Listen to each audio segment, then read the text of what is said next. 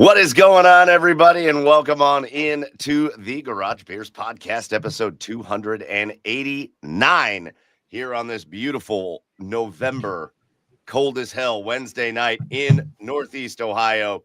We are really excited that you're here, and we have got a great show planned for you here on Garage Beers Live. A little bit later in the show, we're going to get into a little basketball, talk about the start for the Cleveland Cavaliers, talk about that wild West Coast trip that was the last few games for the Columbus Blue Jackets, and we will obviously talk about the Browns.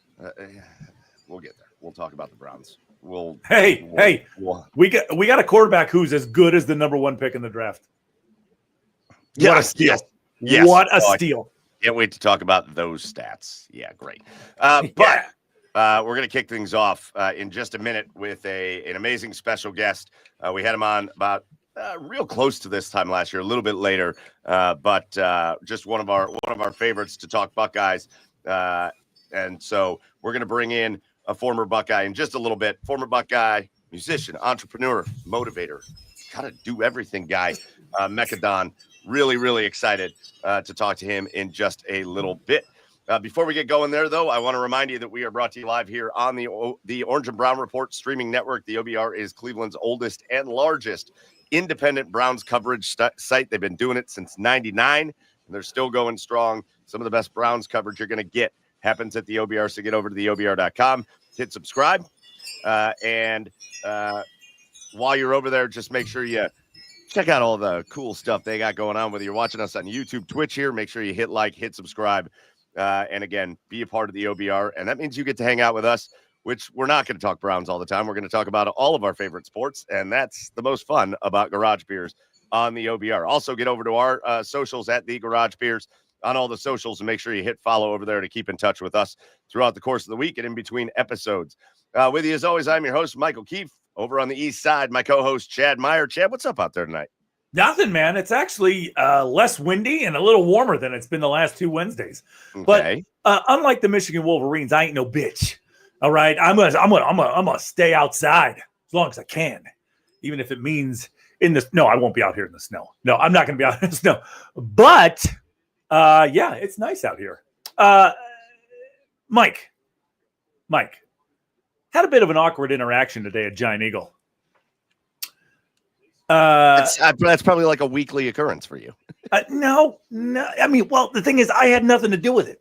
Chad's always making the ladies at the cookie counter feel uncomfortable. No, this time it was a worker making another worker feel uncomfortable. Oh, that's so weird. Like I'm standing there at the deli counter, right? Just waiting my turn, waiting to get helped. And it's just me, and then this other female worker comes out and clearly is just getting off of her shift, like whatever she's got to do. Right, whatever she's doing, and she's standing at the deli counter, like I don't know if she like wants to order something or she's doing whatever, but she's staring down at her phone. This we're gonna call him a nerdly looking fella comes up, and she's clearly not amused. But this guy, he comes up, puts his elbow up on top of the counter, and he goes, and I shit you not, he goes, well, look who got out of their hairnet. Oh no! And did it work? Did she immediately say "I love you"? He turns to me, and he goes, "Sorry, sir, it's just a little Giant Eagle humor." And I go, "Oh, this is the look I got on my face." I went, "Oh, is that what that is?"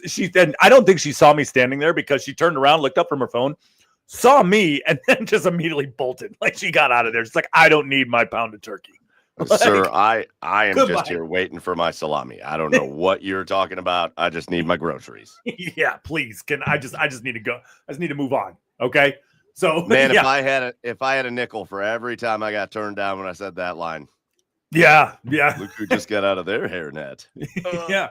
You mean every single girl on campus doesn't wear a hairnet? It's weird. Weird. Oh man. Listen, like I said, great show. Obviously, our buddy Joey not here tonight. He's actually here in Cleveland, catching up with some family and friends and stuff tonight. So, but again, that's not stopping us. We got an awesome episode here tonight, and we're glad you're here. Again, if you're here live with us tonight, the comments already going crazy. We know, people know, man. If you're a Buckeyes fan, you know. I'm gonna put it back on the screen.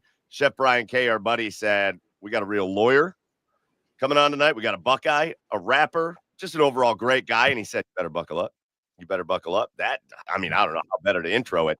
We're going to kick things off, and we're going to bring him in just a second. But I was ready for this comment, Brian. I was ready for this comment. So we got to kick this off right. Before we bring in our buddy Mekka Don, we got to kick this off right. Oh, my God, I didn't play it. Oh, you idiot. Right.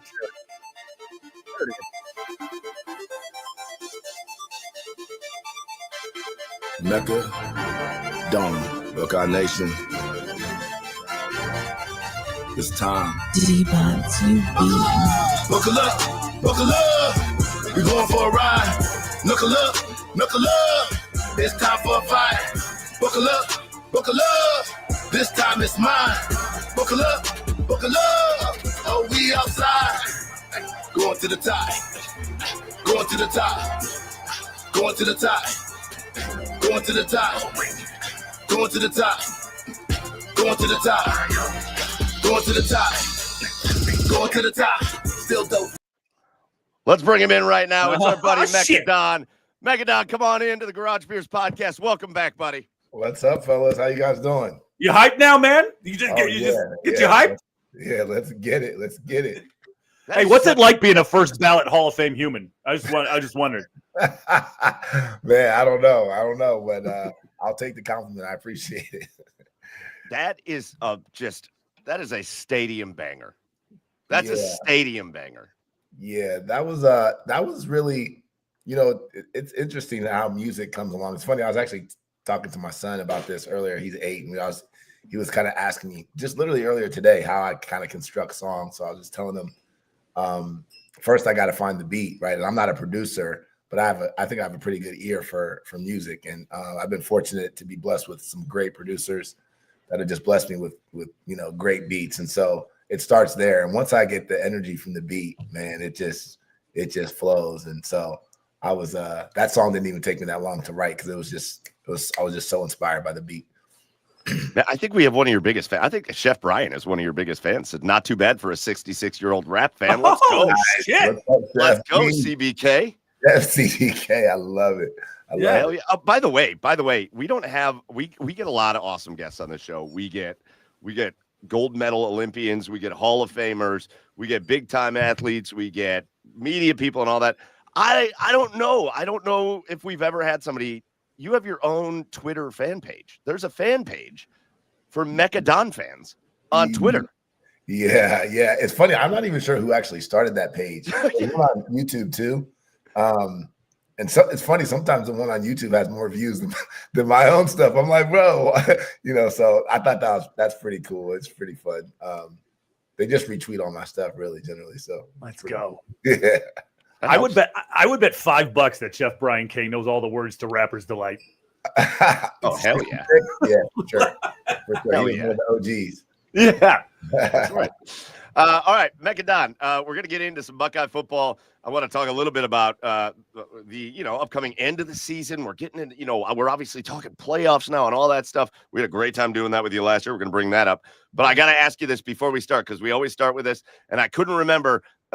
Did you bring a beverage on with you to share with us here on Garage? A little something going on in here. Let's go. Yeah, got a little something going on. We're just going to call that Mekka Don's little something of the week. Yeah, got a little something. Yeah, I love that. You produced your own cocktail. there it is. Let's go. There it is. That's how I feel. It's just get me going with the right beat, and then I'm good for the That's rest it. of the time. That's it. All right. Well, let us do our Garage Beers of the week then real quick here. Mekka Don, Chad, what do you got? What are you drinking over there on the east side? I picked up a Sam Adams fall variety pack, and this is the Sam Adams Harvest Hellas? Yeah. Hells? Yeah. Easy drinking, smooth lager. It's this is good tailgating beer. Like that's what this is. Like I could in the colder months tailgating, right? Like the Novembers into Decembers. Like this is you just grab 6 to 35 of these and you're good. Like depending on what you do. I love it. All right. The fall, the Hellas lager there. I feel like I'm transitioned beautifully over into Christmas season, and so I just grabbed a pack of the Fatheads Holly Jolly. Holly Jelly, okay. Fatheads Holly Jolly Christmas Ale. it's just your standard dark, delicious Christmas ale. And again, I think 6 to 35 is fine. I think 6 to 35 is fine here. It's a good range. It's a real good range. It's a good range. Anyways, those are our garage beers of the week. I think some of you guys were putting some drinks in the comments before. If I missed it, put them back in there. Let us know what you're drinking while you're watching. I don't know if I don't know who's in here. I don't know if we've got Bush Heavies going on over there from Drew. I don't know who's got going on, but if you're having some drinks with us, put it in the comments. We'll throw them up there. But now let's get into this conversation with the one and only Mekka Don. And you brought it up we said hi real quick before we started the show. You brought it up. You had your documentary that I haven't seen. I'm going to go watch it now. If my face is going to be in it, I got to go watch. That's a brave thing of you to do, to put my face on anything. But the last time we talked to you, Mekka Don, I nicknamed you Mekadamus because we were getting ready for the college football playoffs, and you basically just straight predicted the entire playoffs. Like, you nailed every game, every matchup, all the way throughout the whole playoffs. You nailed it. Yeah. So that's a I like to think that we have a little bit of a part in some shining moments for you. 100%. Man, people, when they point to the documentary, that's one of the things they talk about the most is that segment that's in there of us and me kind of just talking about how we were going to, beat Tennessee and then go play Texas and Oregon and Texas and then Notre Dame in the championship game. And I said we would win the championship game by 10 to 14 points or something like that. So we ended up winning by 11. So that was just like, I don't know. I wish I would have bet with myself. I'm not really a big bettor. Yeah, me neither. I probably would have made a ton of money if I was rolling that over. But yeah, that was just that was a cool moment.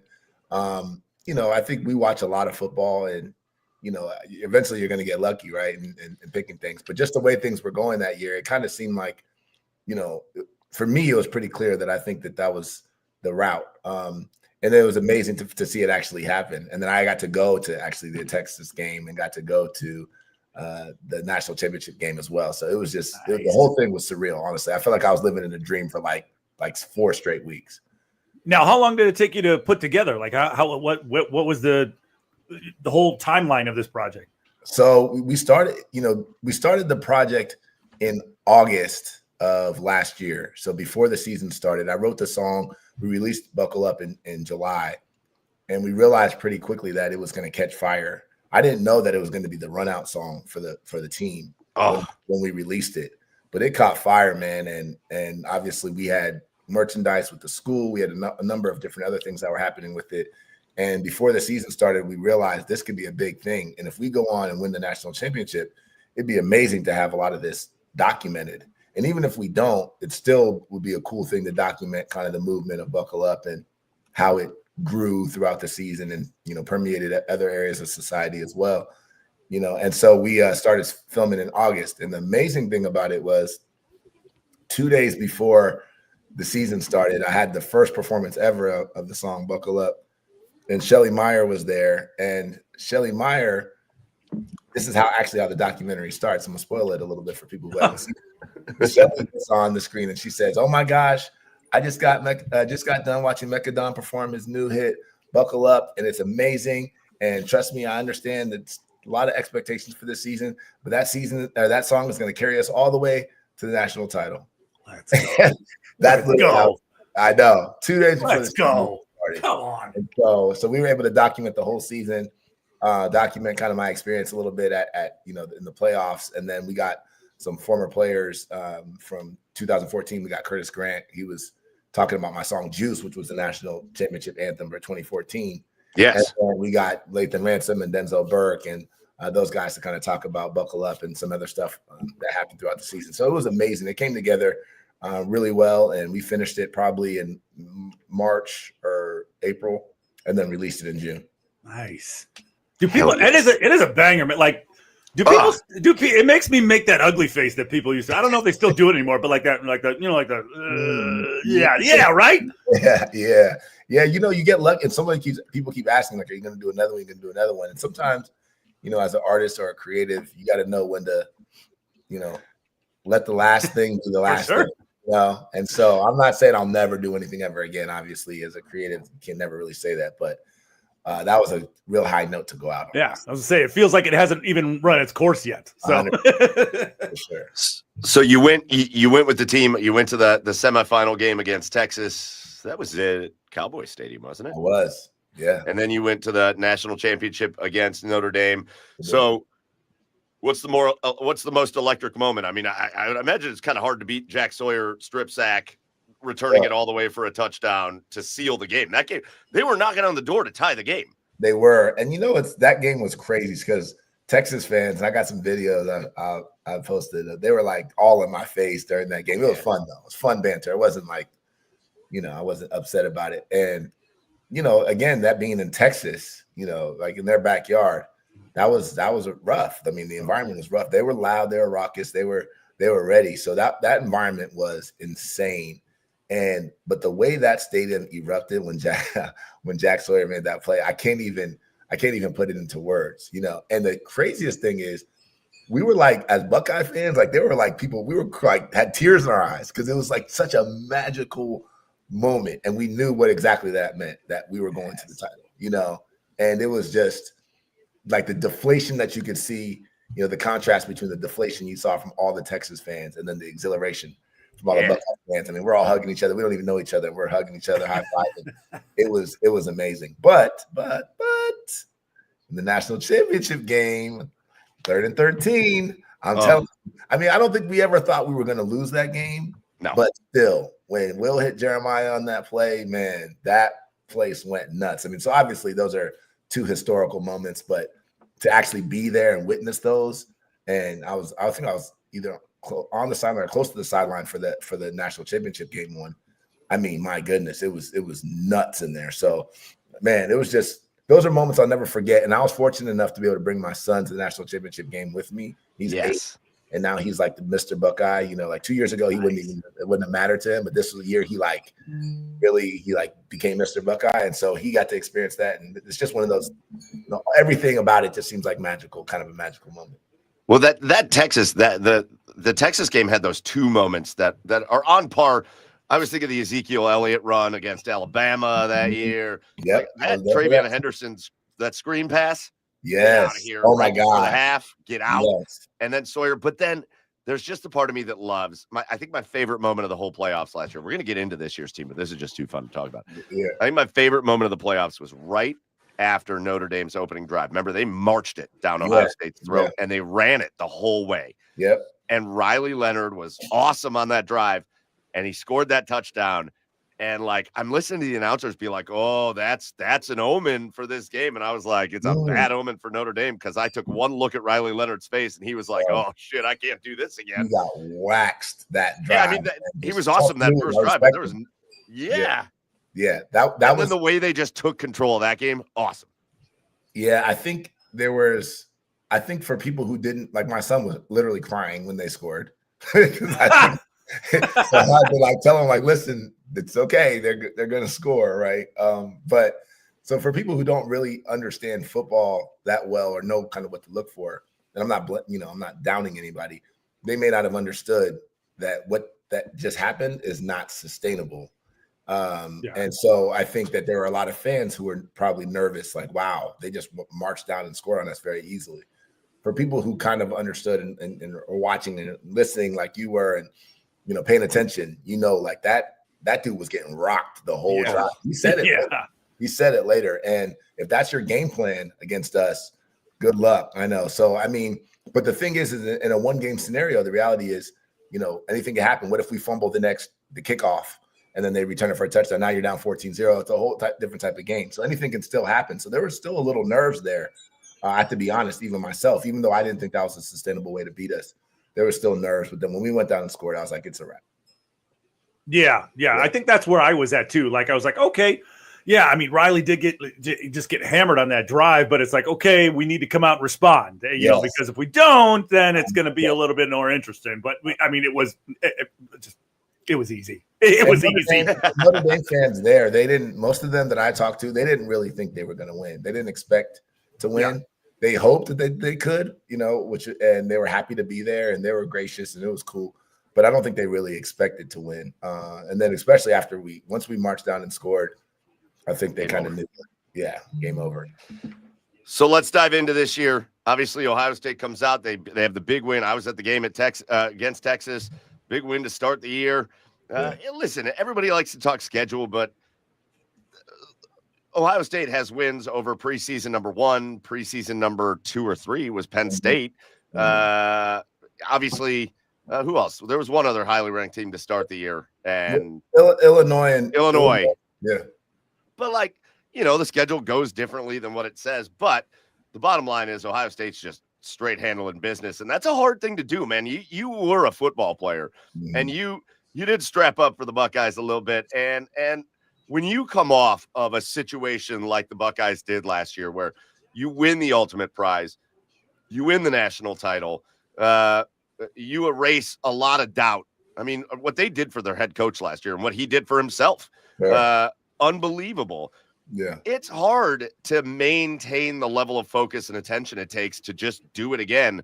And they have maintained the level of focus and attention, and they are doing it again. They come off of another easy win, basically, against Purdue. I know Purdue put up maybe a little bit more of a fight than people thought, but I also think Ohio State just kind of coasted in that game. Yeah. And they're on a crash course with Michigan in a couple weeks, and we're going to find ourselves right back in the same spot. It's been really impressive to watch them kind of keep the attention and the focus. So I think one of the things that was I was paying attention to in the spring, I went to a couple of spring practices. I wanted to see kind of what the intensity was like at practice, the level of juice, and see kind of how they were going to kind of respond to being quote unquote champions. And early on, and you guys probably all heard this too, that they were saying, look, this team is not a championship team. Yeah, there might be a couple guys on this team that were on a championship team, but this particular team is not. And they really embraced it. And I talked to Sonny Styles during one of the spring practices, and I asked him straight up, like, yo, what is the energy like with this team? How is everybody acting? He said practice are juiced up. And in some ways I felt like, it was obviously you don't want to lose all these leaders and all these guys and stuff like that. But I think in some ways it actually contributed to what we're seeing now, because obviously you have a ton of talent that's chomping at the bit. Look at Arvell Reese. I mean, imagine you have a guy like Arvell Reese on your team that's probably going to end up being a top 5, top 10 pick and didn't even play last year, right? So you have guys that were chomping at the bit, guys that are obviously extremely talented, guys who have chips on their shoulder, and guys who want to prove themselves as well. Jermaine Matthews is another one, right? Jermaine played last year a little bit, but he's a guy, McLean, same thing. These are guys that have talent that just have been waiting to get on the field. Look what McDonald is. Look what our defense is doing. Caden Curry played a lot last year, but not as much as he's doing now. And so these are guys that are like have chips on their shoulder. So you combine that with obviously elite coaching, elite CEO. Ryan Day is an elite CEO, top 1%. He knows how to manage a team, manage a roster. He manages the portal extremely well. He knows how to build a team, and then he also knows how to coach individually and pull together coaches, obviously, that can make us elite. I thought the Matt Patricia signing was great right when it happened. I said it, Yes. People were like, I was like, guys, you got to think. Yes, he may not have been a great head coach, okay, but he's a Super Bowl. He's been an elite defensive coordinator in whenever he's been in that role. Anytime. So what are we talking about? That's the role that he's coming in. So people couldn't see that, and I understand. Sometimes that's just how it is. His last, I was yelling at Browns fans. I got Browns fans being mad that they brought in Matt Patricia, and they were like, "Oh, he's such a bad head coach." I'm like, "Are you not seeing what Jim Schwartz does in Cleveland? Exactly. He was a terrible head coach." Yes, but man, oh man, he knows how to coach defense. He knows how to coach defense, and so that hire was amazing. I thought Hartline staying and getting his turn, I thought was the right thing. So that was the other thing. It was, even from that perspective, you have Patricia, chip on his shoulder. Ryan Day still has a chip on his shoulder, right? And he has an opportunity to really create a dynasty here at Ohio State right now. So I think he smells blood in the water. Then you have Brian Hartline, probably a little bit of chip on his shoulder too. Oh, definitely. Has a lot that he wants to be able to prove and show that he's not just a wide receivers coach, that he can actually take the next step. And then you have a whole talented roster. So that's just in a lot of ways, a great recipe for success. So I saw it in the spring, and I'm just happy to see how it's been playing out. Well, Brian Hartline has called plays before. He was in an interim role before, and it did not go well. It did not go well. 100%. So there is a chip there. 100%, 100%. And so that just one more point, and then sorry, you can jump back in. But I think what we're seeing is the culmination of excellent leadership, right, from the top. Then leaders who are back, like Jeremiah and Caleb. You have the two best players probably in the country right there, and what that means. And those two guys are not just the two best players in the country, but probably the two hardest working players on the team. So that sets the tone. If Jeremiah's not playing around, you better not be playing around. If Caleb's not playing around, you better not be playing around. So they have leadership. They have the great combination of leadership, and then also young, very talented talent that's ready to go and has a chip on their shoulder. And the thing about college football, you look around the nation, it is very hard to go out and have dominant performances every single week. I don't care who you're playing. I don't care who you're playing. Like, you can have 12 MAC teams that you're playing against, and most teams are not going to be able to just dominate every team week in, week out. And really, it's not even just domination. It's also like control. It's like a video game almost. It's like we are controlling exactly how we want this game to go, the pace of play, when we want to score, when we don't want you to score. And it's amazing to see that level of focus and domination. So that's why when people talk about, oh, well, who have you played in your schedule? It's like, bro, get out of here with that. We've covered every spread, I think, except for one. Those spreads actually account, they're handicaps. They account for what they think the difference should be in teams. And we're crushing it every week. So that should tell you alone, this is something special that we're seeing. The schedule thing grinds my gears every time it's brought up. Mm-hmm. You show me any Power 4 team, even the mighty SEC, right, and I'll show you the weak part of their schedule. Yeah, 100%. Now, Mekka, I've spent exactly 0 seconds this season worrying whether Ohio State's going to lose or not. Yeah. Like zero, like none. Yeah. Is this Ohio State team better than last year's team? Mm-hmm. So it's crazy to answer that question now because what we just saw from Ohio State's last year's team. Yeah. Beatdowns they put on perennial powerhouses. But from what I'm seeing now, the answer is yes. And it's weird to even say that, and it feels disrespectful. And I love all those guys. So yeah, for sure. But this defense is unlike anything that we've ever seen. First of all, you have pretty much 2 top 5 picks on one defense, right? And then you have other guys that are all NFL players. I mean, all these guys are NFL players. Sonny is probably going to go the first round. We probably have a couple, like 2 or 3 other guys that could probably go first round, and all the rest of them are going to get drafted. But so to have that type of defense and then have Matt Patricia drawing it up, it's a totally different style than what we saw from our boy. I keep believe Jim Knowles. I forgot his name. It's crazy. It's a totally different style from what we saw, and guys are able to play freer, and we're able to disguise coverages and blitzes. It's amazing just to watch. So from a defensive standpoint, and we had the number 1 defense in the country last year. Yeah. So it's like, wow. So you're comparing different types of diamonds, basically. And then offensively, Julian's saying to me, and I said this on Twitter and social media, people didn't really necessarily understand what I was saying, but Julian's saying is so unbelievably talented. Like, he's not a function of just having great receivers. Yes, that helps. But he's throwing dimes, and he is extremely efficient with the ball. He makes great decisions. From most of the time, he's completing over 80% of his passes. Yes, you're throwing the guys that can catch, but he's throwing the ball in spots that only they can get to.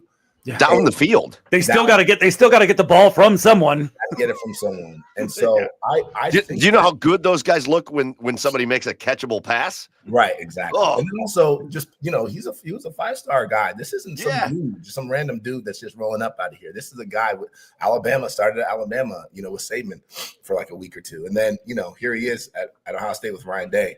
And I think that he may end up being the best quarterback that these guys end up playing with. Because they're going to be top 10 picks. I didn't even mention Carnell Tate might be a top 10.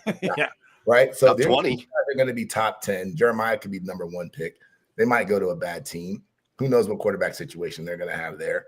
We see what happened with Terry McLaurin in the league and Garrett Wilson. And it sucks. Like, you can go to a situation and ask those guys. Ask Garrett Wilson, who's the best quarterback he probably played with. He'd probably say Fields or Stroud in college. So that's the point that I was kind of trying to make. So we have a guy there that's a Heisman favorite, who's a redshirt freshman who can do way more than he's even being asked to do and hasn't had to do much more. And then we have 2 first-round receivers that are just insane. So yeah, I mean, my God, I don't know. Like, I don't know how I can get much better than this. So yeah, I think we might be better than last year's team. Listen, a couple things. You brought up Jim Knowles.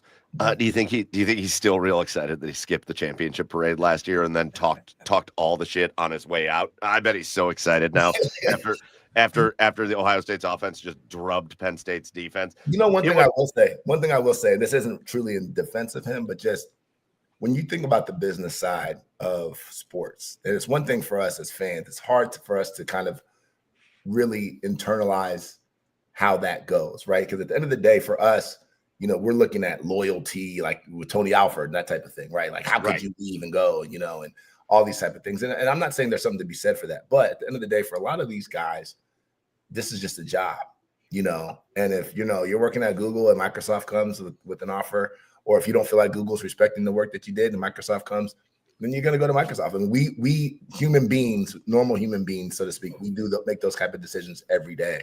So I don't truly begrudge him. And I, you know, especially when you think about, like, we don't know all the backstory, right? We don't know all the tension that was happening throughout the year. I mean, we hear little murmurs and stuff, but we don't truly know, and we may never ever know.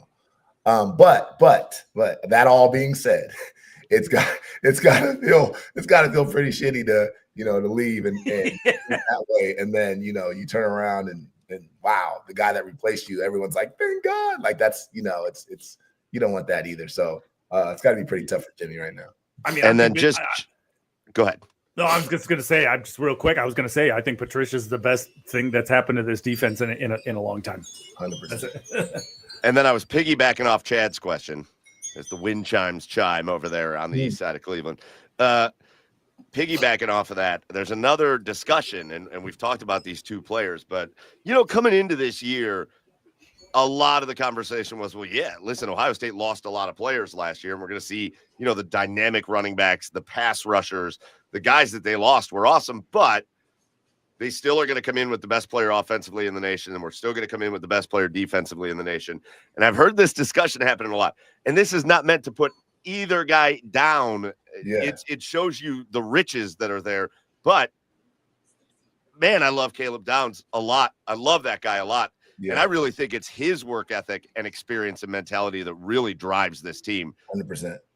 But is Arvell Reese giving him a run for his money for best defensive player on the team? So he might be. I've said that too, and then I had to actually take a step back and I don't want to say check myself, but just evaluate it from a different perspective. I think Caleb Downs allows everybody on that defense to do what they do, right? In a different way. It's like knowing that you have somebody back there that's controlling that part of the field allows Patricia to make the calls that he's able to make and allows guys to be freer. And I think when I look at it that way, I'm like, no, Caleb is still that guy. He's incredibly smart. He's so aware of the game. He's just like, he's a savant. I think he's a football savant. Yes. And then he also has the physical talent, right? Arvell Reese, to me, I don't know if he's a savant yet. I'm not saying he is or he's not. He could be. But he is just an unbelievably talented, freakish athlete with great instincts and just unbelievable abilities that we've seen. But we've only seen it for 9 games, right? So I think that, but the productivity, the intensity, the way he's moving guys around, my God, it's like, what are we watching? I literally enjoy, like, when the offense is on the field, I'm like, oh God, can you hurry up and score so I can go watch the defense? I want to watch Arvell. I want to watch him I can, because we're only going to get 1 season of this guy. So yeah, I mean, I don't know. I mean, he's going to be a top 5, top 10 pick. How could he not be in the conversation? And to take it further, right? I mean, we talked about, you know, everybody wants the flashy, like 65-0 victories, right? And those are awesome. Yeah. But it's just they're doing it in such a different, simple way this year, right? But and I want to like elaborate on what you said about Caleb letting everybody on that defense, you know, let them play as free as they want to. Yeah. And I think that kind of goes with, is this team better than last year's team? Because if you put together Caleb Downs' highlight tape from last year as opposed to this year, Mhm. that last year is going to look so much different than this Right. year. Right, right. Like people Sure. can, can ask where Caleb is this year. Yeah. He hasn't had to do much, right? Yeah. But he's affecting the game in so many other different ways 100%. that he doesn't have as many splash plays, as many splash tackles this year. But that's because he's affecting the game in other ways to where everybody else is showing up on film. 100%. One quick point too, just that you mentioned. You talk about our pace of play. It's deliberate. We're playing slow. When you think about it, and this is why when I talk about Ryan Day being an excellent CEO, this is an example of what I'm talking about. You realize very quickly your sport has changed. It is not 12, 13 games anymore. It's potentially 16 games. That is a huge difference, particularly when you're dealing with college kids. You're dealing with, roster. It's not like you can sign free agents. You're dealing with roster management. You're dealing with injuries. You're dealing with fatigue, with young kids. So that automatically shows you, like, hold on. If you're smart, you can go out there and run up the score and play fast and just have your guys getting tired. But what makes more sense is to win convincingly, but then slow the game down. Get out of there with a win, get out of there healthy, and manage the whole season. Because the way Ohio State's built and been built for the last couple of decades, 12-team playoff, we're going to be in there pretty much every year. Yeah. You know? So we now have to manage this entirely differently. Yes, the regular season still matters. Yes, we want the big wins. Yes, we want to beat our rival, of course. But there's another consideration here. And if you're not healthy going into the playoffs, it doesn't really matter what you did in the regular season. So I think it's brilliant how we're doing it. It's boring to some people. It looks like it's not a challenge because some of these teams, Washington is a good team. Illinois is a good team. Like, these are teams that can compete with. They will compete in bowl season with some other SEC teams or whatever. But we're making them look like they just shouldn't even be on the same field with us, right? So some people aren't able to comprehend how good this team actually is as a result of that. I think so much of what you're saying too, like about Ryan Day, it's about all that stuff and being healthy and all that. But then on the back end of it, you got to recruit, and it's not traditional recruiting anymore. You got to show guys at other schools that are at other places right now that might be looking to get a different shot, like Caleb Downs, right? Who might be looking to hit that transfer portal. Like, I'm going to go there, and Coach Day is going to take care of me. Yeah, he's going to put me in position to succeed. He's not going to overwhelm me or overload me. He knows it's going to be a long season. Like, there's a lot of optics that go into it that are more. It's more than just who's playing and how long are they playing and what are they playing and all that. Well, the other thing too on that is, and that's why I think part of the reason why you're seeing even a lot of younger guys playing a lot more too, because gone are the days where the 5-star, 4-star is going to come and sit on your bench for 3-4 years. And hope that their senior year that they get to play and go to the league. That's done. So if guys aren't playing, if they're not part of the game plan, and they don't feel like they're part of what's actually happening, you're running a very, very crazy risk of them just being gone at any point in time. We have 4-stars and 5-stars just sitting there. If they're just sitting there, they're going to the portal. So he's done a lot better job than I think he has in the past of incorporating the young guys. We got running backs, we got wide receivers, young guys getting in. Aaron Scott made a great play. We got guys. Yes. So I think that's also part of this now too. It has changed. This thing has changed almost overnight in terms of how you have to manage this with the portal, with NIL, and then obviously with the college football playoff. Chef Ryan K in the comments says, I'd love to have Ryan Day as the Browns head coach, but he doesn't deserve that. Nobody doesn't. Hell he doesn't. Don't you dare, Jimmy Haslam. Don't even call him. Don't even call him. Leave him alone. I will slap the shit out of Jimmy Haslam if he tries to go after Ryan Day. I forget who it was, but man, I saw a funny clip when someone was talking about Ohio State. They said, Julian's saying, right? He throws it up. He throws it to the best receiver in the country. And when he's covered, he throws it to the second best receiver in the country. Yeah. And then they score a touchdown. And then they go tag in the defense and they say, you go play for a while. Right. It's amazing. It is like, I still find a tremendous amount of enjoyment in it and how it's happening. I know that, if you're a casual fan and you're tuning in, you want to see some drama. That's why we're hearing all this stuff about, Mendoza after the Penn State game, it's kind of like because it was drama, right? And I think at the end of the day, this is still entertainment, and people want to see drama. So I respect it. But at the same time, when you rewind the tape, you say, wait, hold on.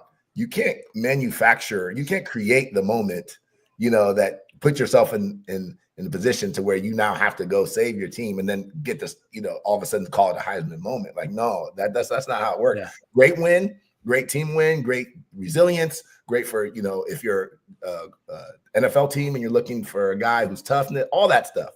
But as far as the Heisman is concerned, it's like, wait, hold on. You created that situation by throwing an interception and not playing well that game. And then all of a sudden you have a good drive and you're like, oh, that's my Heisman moment. Like, no, I don't think it works that way. All right. Hey, listen, we've talked a little bit about Ryan Day. You have one other connection with Ryan Day, because if I'm not mistaken, you before you made your way to Ohio State, you played a little football in high school down there in the Columbus area, if I'm not mistaken. Yep. And that's at that St. Francis de Sales team. There's a young man with the last name of Day that's quarterback in that St. Francis de Sales team. They got a hell of a matchup this week. I don't know if you're paying attention.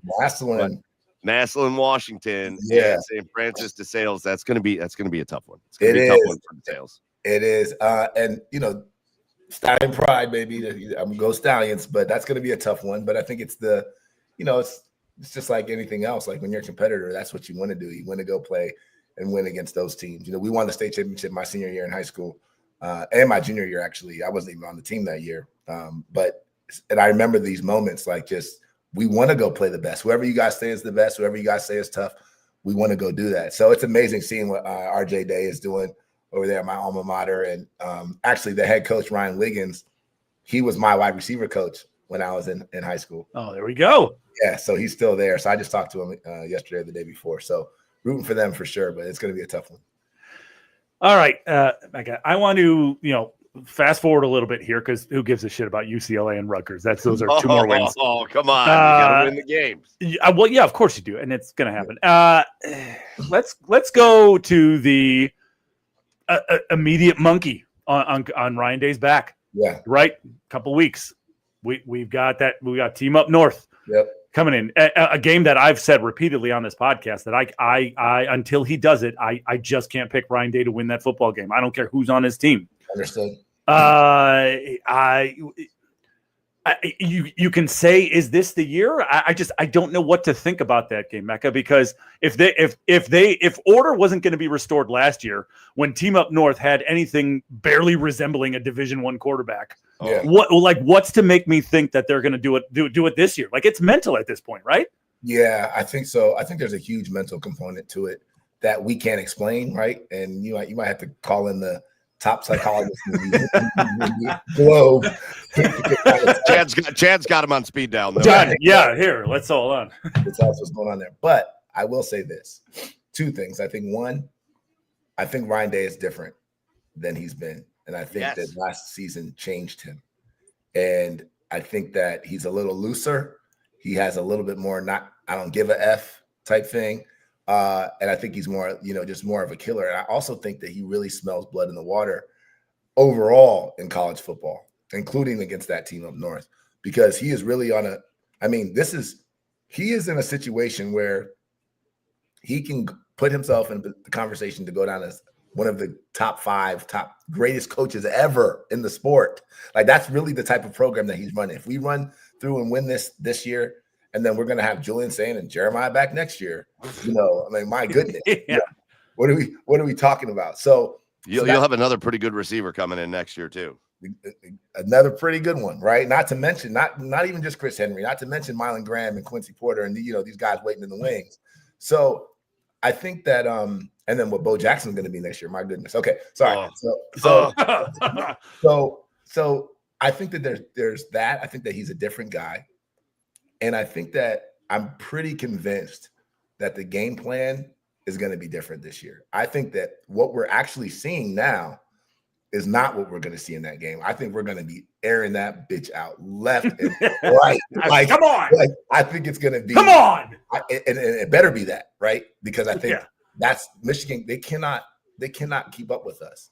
And if we have that type of game plan, I don't see how they're going to score enough points to be able to compete. And I don't see how they're going to be able to stop that game plan. So I'm hopeful. I'm with you, Chad, in the way of like, we got to see it, right? It doesn't matter because last year we were 23-point favorites and we lost and we only scored 10 points. And that team is clean that had Jeremiah Smith and Quinshon Judkins and, Travion. Yeah. And you tried to out Michigan last year. Exactly. Like they're going to try to muck the game up, Michigan. They're going to try to slow it down. They're going to try to run the football, control the clock as they should. That's the only game. That's the only chance that they have of beating us. They have the only chance they can beat us is 14-10 type game. But if we air that joint out, which I think we will, it's curtains for Michigan this year, and I can't wait to put those boys to rest. Let's go. I love that you said that because you immediately took me back to that game when Ohio State went to Notre Dame and beat them, and Ryan Day ran off the field, basically talking shit to your boy Chad, to Lou Holtz.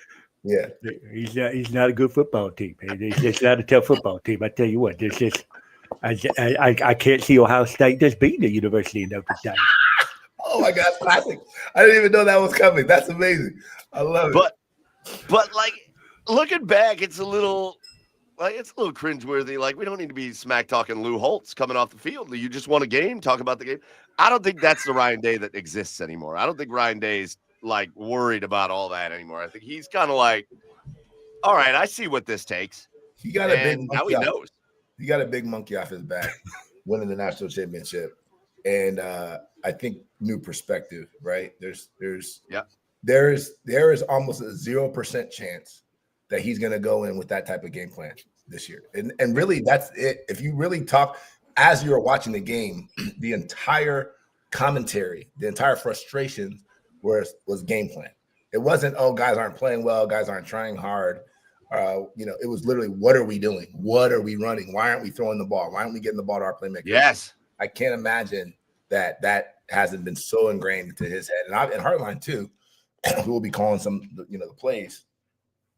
I just don't see it. So I can't wait. I just hope that there's no blizzard or no nonsense like that. Oh, of course. Other than that, I think we get it done this year. I just had this funny picture in my head of Lou Holtz just talking shit back at him. Like, Ryan Day wants to come find me. I can't even get off this chair right now. He knows where to find me if he wants to come. He's asking where I am. I'm just sitting right here. If he just wants to come over, I live at 24 Elm Street, South Bend, Indiana. Like, I don't know. That's so funny. I love it. Come on, let's throw hands, Ryan. I come in here and I will fuck you up, Ryan. No, I don't know. Oh my God, I love it. I love it. That's our resident Lou Holtz. Hey, I love this too much. Mekka, before we let you out of here, I want to talk about a little bit about just kind of around college football for a minute. But I have to throw this out there because there were such strong feelings in our comments that this person actually attached real American dollar bills to this comment. And so I got to put it up here. Powers says, fire Kevin Stefanski, move Jim to head coach, and start Shedeur Sanders. Forget about this Ohio State talk. Let's get mad about Kevin Stefanski. I'm on board, man. And, I think it's so frustrating evaluating the Browns because there's so many moving parts and every season it's something new, and it's obviously the Deshaun Watson thing was a huge setback. Who knows how things would have played out, if we didn't do that, or two, if we would have stayed healthy, right? There's who knows, but Kevin has been our coach for 6 years now. And the way that's an eternity, and you don't unless you guys are in lockstep, everybody's in lockstep with everything that's happening. You don't get to just say, oh, well, I know we only won 3 games this year, but I should still keep my job. Like it doesn't matter. Even if you're a good coach, this isn't really even about, for me, whether or not Kevin is a good coach. I think he's not coaching the Browns well right now, but part of it is personnel. Part of it is, all that other stuff. I think it's time for him to go. We need a new face. We need a new regime. We need new energy. I don't understand why they won't start Shedeur. Again, I think it's fine. I'm fine with even what they've done to this point. You played Dylan. You drafted him earlier. You thought that he could necessarily be a guy. You wanted to give him a fair chance to see what he looked like. We've done that now. There's nothing redeeming about Dylan Gabriel as a quarterback in the NFL. That doesn't mean that Shedeur is going to come in and light it up or be great. And he has bad situation too, but because organizationally we're bad. But what is it that you have to lose at this point? Why did you draft the guy? Why did you draft him then? Then release him. Then if you're not going to play him in this situation where it's clear this guy cannot get it done, it doesn't even make any sense. And you don't even have to be a Shedeur fan to think that, right? You don't even have to say, "Oh, I love Shedeur" to think that. It's like you got a guy that cannot clearly play at this level right now, and you have another guy, and you need to evaluate what it is that you have in that quarterback room before you go into the draft. This is just basic. This is like it could be Shedeur, it could be Johnny Joe. It doesn't matter who it is. And so it's just so frustrating to watch them because you can never predict what it is that they're going to do. And every time you think that they should do something, they do the opposite of what you think that they're going to do. Yeah. So frustrating. Here's all I'm going to say, because I'm not on the switch QBs train yet. Yeah. Because if Shedeur was showing stuff, then they would do it. I don't know if that's true, man. I don't know if that's true. What team is out there sabotaging themselves? I don't know. The Browns. No, and we've been listening all year, Mekka. We've been listening all year to these people that are like, the Browns are intentionally sabotaging Shedeur. Why would you draft a dude and then be like, we're going to intentionally? I don't think he's ready. But here's the other thing. Dylan Gabriel said 5 starts. There's still 8 games left in this season. Mm-hmm. So I think there's also a plan of like, all right, let's let Dylan have half the rest of these games. Let's let Shedeur have half. Well, we're not at half yet. We're not at the half yet. I think that's fine, but and that's fine. If that is the plan, that's fine. But they don't even act like Shedeur exists. And the other thing is, if you look around the league, you know, it's everybody's playing. Everybody's playing multiple quarterbacks. Like lots of guys are playing. You know, Rattler isn't playing anymore. They just put Shuck in New Orleans. You know, they brought Jackson Dart in. Like guys got to play. You got to play these guys to evaluate them. So again, if they have a plan, like you said, there are 8 games left. They say, look, we'll give Dylan a couple more and see how he progresses, and then we'll play Shedeur. Cool. But the problem, and I'm not saying that they're even necessarily self-sabotaging as much as it's incompetence to me. It's not. Yeah. It's not like we lead the league in that, buddy. Yeah, it may not be for 26 years. We have 26 years of leading incompetence. Even drafting Dylan. Why did you draft Dylan? I don't even like that draft. No one liked that draft pick. He's not a top 100 player to me. And then you do that, and then you turn around and draft Shedeur 2 rounds later. What do you think is going to happen? What do you think the fans are going to be saying? What do you think people are going to want when they see Dylan struggle for 5 games? Right. So to me, it may not be sabotage, like you said, Mike. Maybe that's unfair, but it's just incompetence. And the other thing is, we actually got a chance to see Shedeur play 2 preseason games. One wasn't that good, but again, he was playing with guys that aren't even on the team anymore. And the first game he played well. There was nothing that made us think he can't do at least what Dylan is out there doing. So I think you got to, if you either release him, it's too much noise around him, it's too much drama. It doesn't seem worth it for a 5th rounder that you're not going to play, or put him out there and see what he can do. And maybe you can even get an asset for him in a trade or something. But this is it's just I don't know what their plan is, and I don't think anyone really truly knows. I just think it's interesting, right? Like, you know, for all the talk surrounding him and for how much everybody wants to play him and for how much he gets asked about, you hear he's been QB2 for what? 4 weeks now? 5 weeks? Mm-hmm. You hear absolutely nothing about him. Yeah. Nothing. Whether good or bad. Like whether he's good or bad in practice, you hear absolutely nothing about him. And that's you never hear that. Like that's something you never hear about. Question for you, because I've heard a couple of people say that. Who do you think we should be or would be hearing from about him? Like other players, or you mean like the coaches or like media? Like who? Because the times when he was actually getting reps in camp and stuff like that, we were hearing a lot from media. Even players were coming out. You could see the relationship he was developing with players. But now I don't even know what reps he's getting. I don't know what's happening with him. I mean, and listen, you can't tell me that Tyler Shuck is good enough to start in the NFL this year. He's not. But Shedeur can't play. He so a guy who's played quarterback his whole life, who has the pedigree that he came from, who is the most passing yards in Colorado history. You can't tell me it's because he takes too many sacks, so now he just can't play. That I'm not buying that. Like I can't buy that at this stage with the Browns. With other organizations, maybe if he was playing behind Mahomes or Lamar Jackson or somebody else, fine. But in this situation, it's not adding up to me how they're handling it.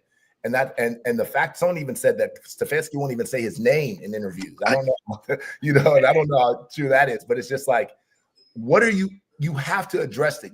And that's why when I go back to Ryan Day, I'm sorry, you guys got me riled up. No, Gay, keep going, man. When you guys go back to Ryan Day, then you talk about kind of CEO and management. That this job of coaching, head coaching, running the organization, it's not just everything that happens on the field. It's also managing the fans. It's managing the media. It's managing expectations. It's catering to all those things, but it's a balancing act, right? And I just not seeing anything from the Browns that's telling me that they give a shit about the fans, that they care about they care about winning. We're not even sure. Are you tanking? What are you doing exactly? We don't know what you're doing. Yeah. And it's frustrating to watch. This is the first year that I can say in my life that I've been a Browns fan and I don't even really want to watch. Oh, no. I'm excited.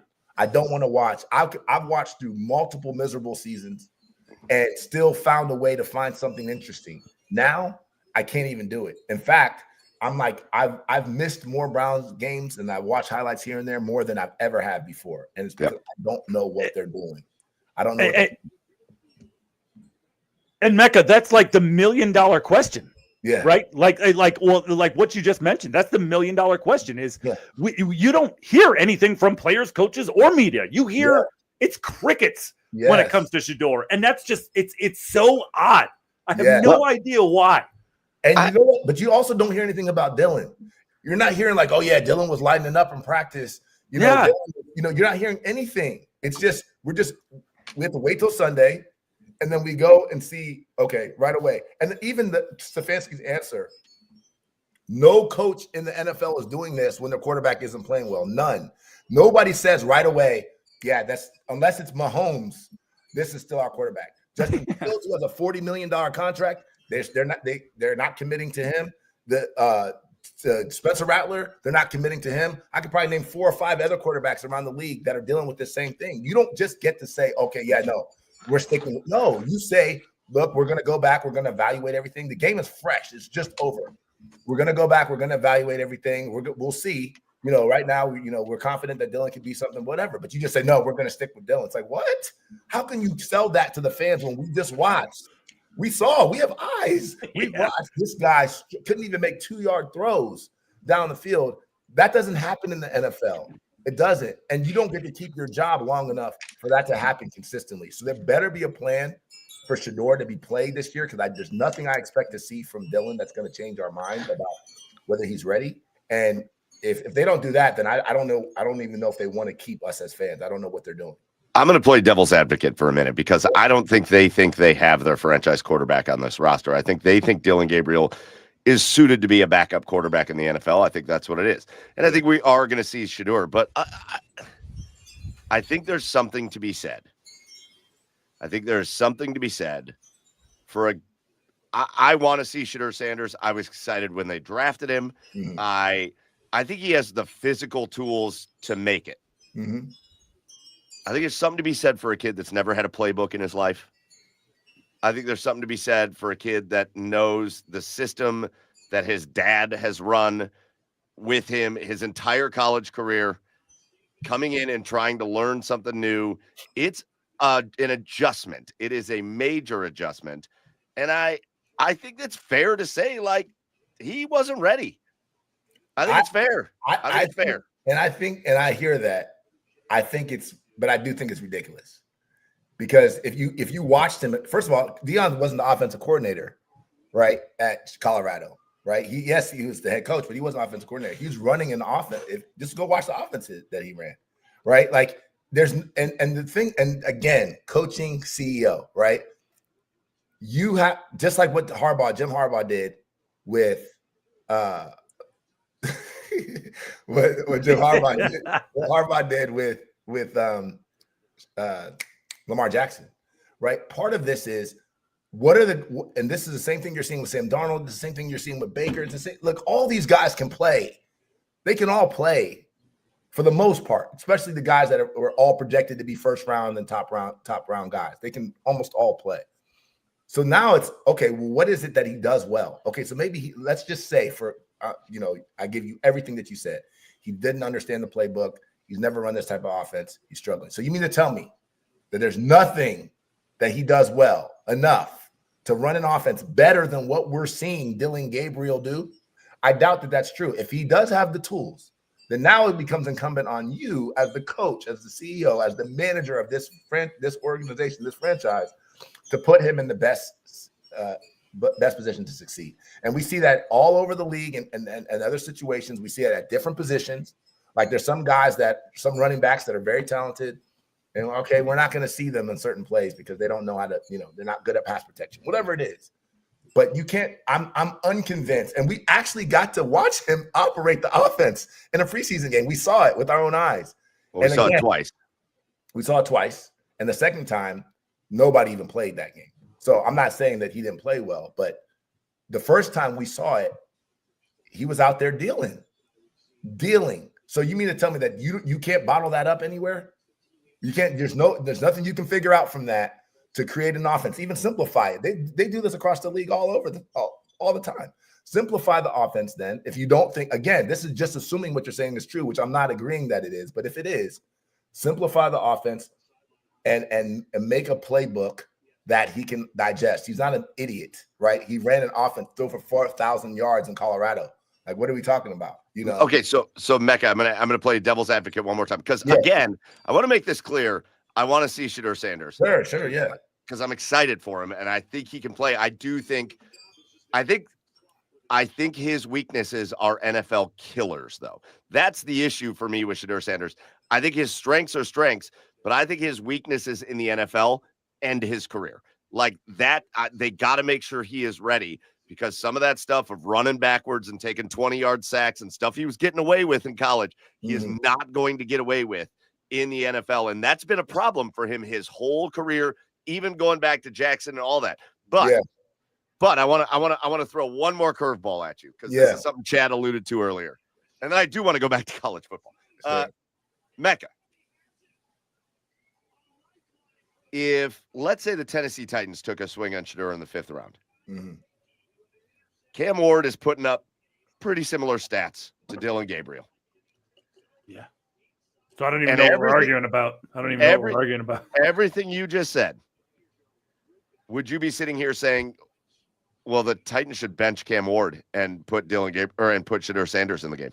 No. And the reason is because they didn't draft Dillon Gabriel to be their franchise quarterback. So when you draft somebody to be your franchise quarterback, you actually have to that is when you have to give them time to develop. And that's the kind of the point that I'm making.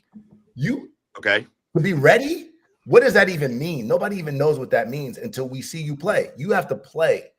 You can be ready and you can study and you can do all the things you want to do. You know how it is. It's the same thing in every aspect of life. Until you actually go out there and do it, who knows if you're ready or not? None of these guys are ready, right? Cam's not ready. Jackson Dart is doing okay, but he's not ready because he's still not playing smart football. And do not say the name Shook again. Don't say that name again on this. I don't even know how to pronounce his name. He's not ready. But again, this is what happens when you're a quarterback. This is how guys get ready. Look at Peyton Manning's first year, right? Peyton, guys aren't ready, but you have to play, and we have to be able to see it. So yes, Cam Ward was drafted. He was #1 overall pick, drafted to be your franchise guy. You made an investment, not even just in theory. You actually made an investment all the way around that we were going to do everything that we can for at least probably a couple years to support this guy to build a franchise around him. And at some point, they may have to make a decision next year, a year after that, like people had to do with Trey Lance and the 49ers. Like this, it didn't work out in a different direction, right? So that could happen. But no, he has a long leash. But a 3rd round guy, who you want to talk about NFL killers, things that are killers in NFL, the guy can't see. The guy can't see over the line. It's a problem. The Mr. Magooism is a problem. You talk about his NFL killers. He's got a bunch of them that we're watching in real time. So again, if Dillon was out there and it was like he's just making rookie mistakes, playing pretty well, like Jackson Dart, playing well, but he's making rookie mistakes, you can see the promise. This is a totally different conversation. Yes. Yep. But he's not. There's nothing that we're seeing, if we're being honest. And again, I'm as much as I want Shedeur to play, I'm okay with the process up to this point. You drafted him first, whether I think you should or shouldn't have, you did. You kind of was your guy. You wanted to give him a chance. I think that's great. But what are we trying to accomplish with Dillon right now? And so that brings me to the point. Maybe we're just tanking. Maybe we just know we're not going to win any games no matter who we have in here. And there's a lot of other issues beyond just the quarterback. I don't think Shedeur is going to come in and save the franchise, by the way. But I do think that when you have quarterbacks like that who are highly touted and guys that come from the pedigree that they come from, and you drafted them, and you have a guy in front of them who's just a bomb, let's see it. Let's see it. I don't see the harm in it. So maybe, like you said, Mike, a couple games from now, they're like, let's split the difference.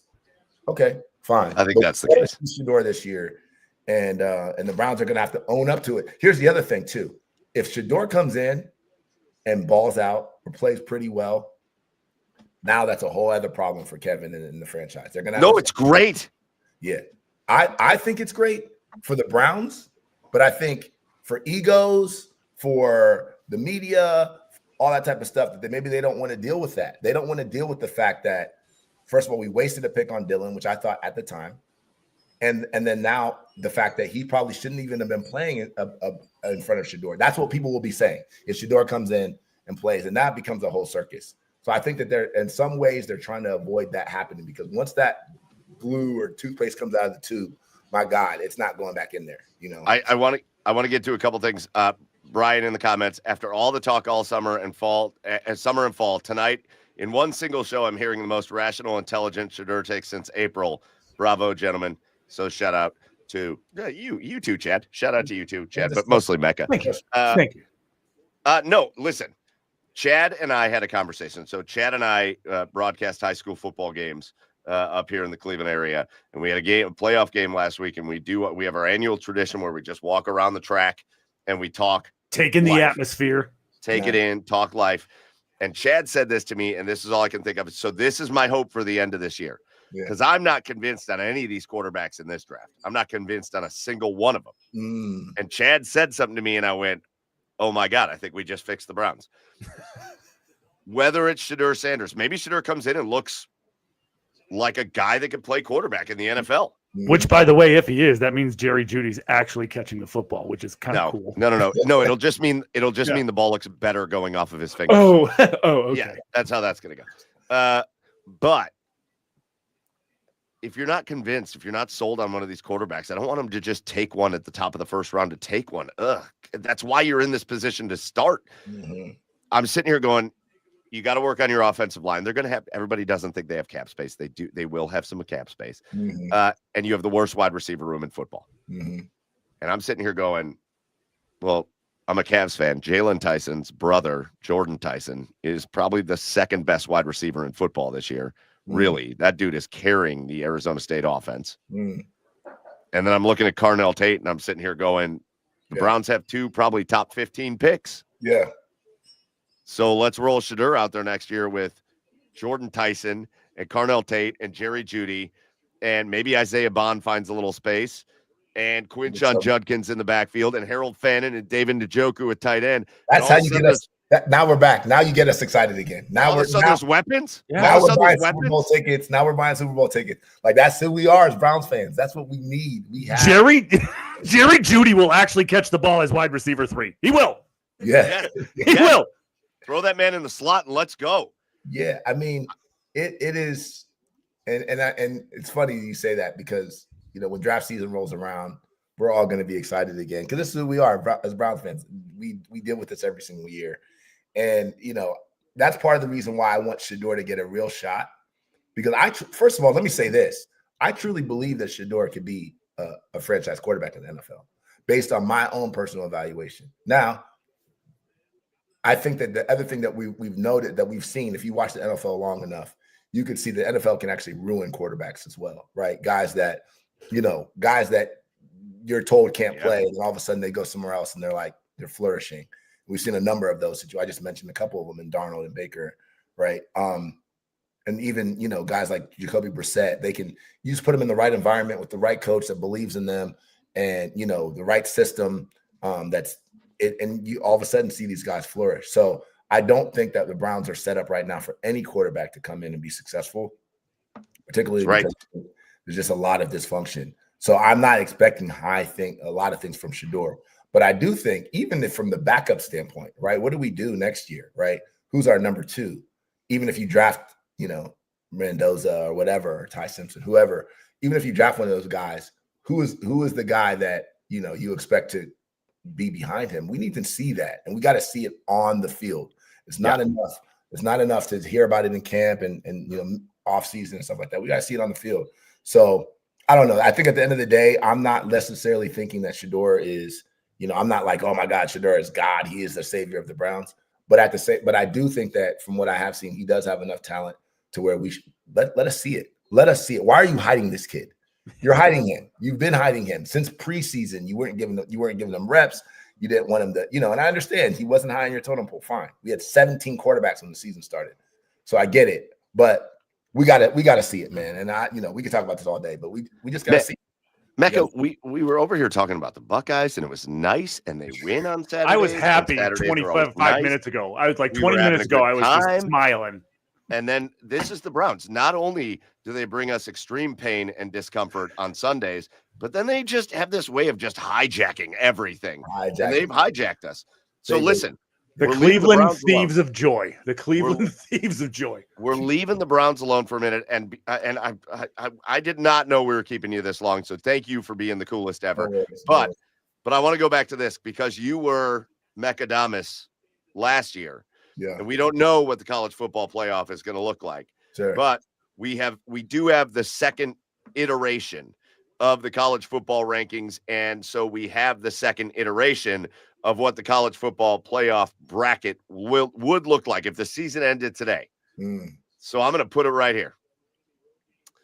And if you're listening to us, I'm going to read through it real quick. Your top 4 seeds: Ohio State 1, Indiana 2, Texas A&M 3, Alabama 4. Those are the teams with byes. On the Ohio State side, they would play the winner of Notre Dame and Oregon, a game that would happen in Oregon, in Eugene. On the Indiana side, they would play the winner of Ole Miss and Texas, a game that would happen at Ole Miss. Texas A&M would play the winner of Texas Tech and Miami, a game that would happen in Lubbock. And Alabama would play the winner of Georgia and USF. That game would happen in Georgia. So as you kind of look at the bracket, as you kind of look at how the playoff rankings have gone down, I think this bracket is wildly inaccurate. By the way, this is not what it's going to look like. No, for sure. Miami has virtually no chance of making the college football playoff. Yep. But as you look at it as it stands, how are we feeling here? So I think our first draw is actually a tough draw. Ohio State's draw. So I think Georgia wins that game. Alabama, just based on this bracket, Alabama plays Georgia. I think Notre Dame beats Oregon, and Ohio State. So obviously, and then A&M. I think if this is it, I think Texas Tech wins that game. Texas Tech is actually an interesting team. Legit. No, what? Yeah, they're legit, bro. A lot of people, because they've been out of the limelight for a while, and people probably don't watch their games a lot. I don't think a lot of people know them, but they got a legit defense. Yes, they do, and they can score, right? So A&M will house them by 3 touchdowns. As long as Baron Morton stays healthy, they give themselves a chance. That's a 3 touchdown Texas A&M win, by the way, if Texas Tech gets past Miami. Oh, you think Texas A&M is going to smoke Texas Tech? Oh, he's biased, Mecca. Okay, got it. All right. Yeah. So and then I think Texas actually probably beats Ole Miss, which is interesting. I think Texas is kind of coming on a little bit at the right time. I feel like they're getting it together. Yeah, I think so. And that's the thing. So allow me for a second. We talk about strength of schedule and stuff like that too. One of the things that people have to remember is the reason why. First of all, preseason rankings we know they're whatever, but stupid. There are reasons why people have those rankings, and a lot of them it comes down to program history, coach, talent on the team. Literally like recruiting rankings. There's a reason why they're putting these things together, right? And almost all of these teams have a incredibly immense amounts of talent, right? So that's why Penn State got ranked as highly as they did, even though I never believed Penn State would beat Ohio State. No. I understood the ranking, right? They had all these guys come back. They were trying to do the same thing that we did last year, and it just didn't work out. But talent-wise, you're going to see a bunch of those guys play on Sunday, right? And so one of the things that I think people don't respect, and this is why I keep talking about kind of the CEO thing, right, is what it takes to actually take talent and manage that talent in a way that you're getting the proper output is what separates the good from the greats, you know, the greats from the elites, right? Take Ryan Day and put him on and just switch the whole staff from Ohio State and Penn State. Is Ryan Day 3-6 right now or whatever Penn State is? There's no way. There's no way. It's No. 0%. No. Yeah. Right? Yeah. So what I say that to say that shouldn't take away from the talent that's on Penn State, right? And how hard it is to even win some of those games sometimes. You got dogs out there. But what separates a lot of these guys is coaching, cohesion, managing the locker room, managing attitudes, managing personalities, all that type of stuff. So long way of saying, when I look at Texas, I think they struggled at different times throughout the season. But the reason why they're ranked so number one in the country is because they got dudes on that team. Yeah. They got dudes, like, let's not be silly. They got dudes on that team. And eventually, sometimes it takes teams longer, a little bit longer, or more ups and downs, more, kind of things happening throughout the season to kind of figure it out. And I think Texas is one of those teams that you're starting to see, like, okay, they're starting to figure it out. They're starting to figure out where their strengths are, where their weaknesses are, and they're starting to put it together. And that was my just rant on kind of Texas a little bit, but also just the state of college football and rankings. Notre Dame is also one of those teams. I mean, they had 2 tough games to begin the season, I think. I think they're well coached, extremely well coached. I think Carr is a good quarterback. Jeremiah Love, to me, is the best running back in the country. Yes, 100%. Yeah, they have just a lot of energy and juice, and they play hard. They're another team that I think can be really dangerous in the playoffs. And then Alabama, Georgia, I mean, they just, it's kind of like Ohio State. It's just like they're always kind of going to be – they're going to be there.